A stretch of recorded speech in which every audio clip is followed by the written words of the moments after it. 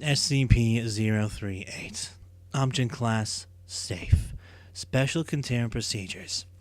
SCP-038 is to be watered twice per day via overhead mister. Should the mister break for any reason, attendants should water SCP-038 by hand until it has been fixed. Lighting is provided by a computer-controlled lighting array. Attendants watering SCP-038 by hand and maintenance personnel fixing mister or lighting should wear hazmat suits to prevent accidental cloning. Description: SCP-038 was found on an abandoned farm in New York in 19. It was at first thought to be a common apple tree. However, upon closer inspection, it became apparent that SCP-038 was growing things other than apples and, in fact, other than fruit.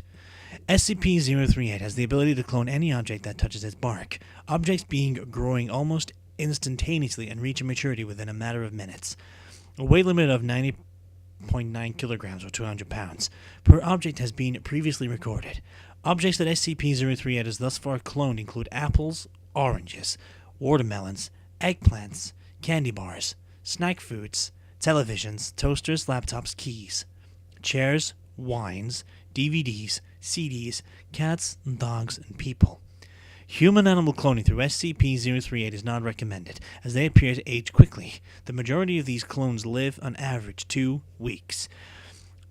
After thorough examination of the deceased clones, it has been determined that they had begun to ferment before death. Object is currently held on Site-23, and there are currently no plans to move it.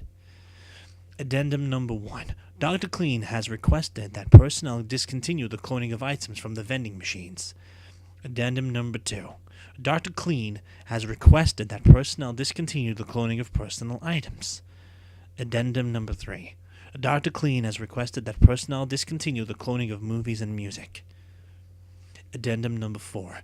Dr. Clean has requested that personnel discontinue the cloning of cans of Miller, Budweiser, and Foster's. Dr. Clean has furthermore expressed customary disapproval of the quality of such cloned items. Document Number 338-1. I would like to remind all personnel that SCP-038 is not, I repeat, not a toy. It should not be used for cloning car keys, movies, music, or items from the vending machine. If this behavior continues, I will be forced to limit access to SCP-038. Signed, Dr. Clean. Document 0338-2. It has been noted that SCP-038 is able to clone SCP-500. However, such pills only work 30% of the time, with chance of successful healing dropping at times since cloned increases. In 60% of the cases where the infection is permanent, symptoms of infection remain, though further infection is neutralized. SCP-038 Partial Testing Log. Slight experiments only. For full test records and reports, collect affiliated researches for authorization. Dates: 11th of 8. Intent: confirmation of mass limit. Investigation into consequences of exceeding limit. Summary of test results. 400-pound steel ingot made contact with the outer bark of SCP-038. Chamber vacated as a precaution.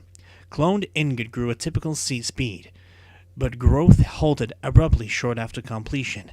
Examination of the end of the aborted facal slime revealed a rough texture superficially resembling miniature-scale tree bark. Item detached from SCP-038 is typical, and was substantially found to weigh 90.9.1 kilograms, or almost precisely 200 pounds. Date: 11/8. Intent: investigation into duplication of non-biological animate matter. Summary of test results. SCP-173, deemed a suitable test subject because of its lack of verifiable life processes.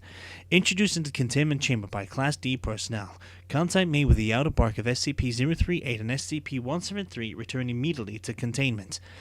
SCP-173 facal slime began development at typical speed, beginning at point of contact. Consistent with previous results, growth halted at the 200-pound threshold, in this case terminating development after replication of the head, right arm, and partial upper torso. Class D test subject was ordered to break eye contact with clone. When test subject eventually blinked, no movement was observed in cloned material. Extinguishing and re-establishment of containment chamber light supply revealed no apparent reaction from clone material. Experiment concluded. During storage of clone portion of SCP-173, it was observed that the partial Faka slime was in fact making violent gestures at a dramatically slower rate. Movement was shown to continue regardless of states of observation.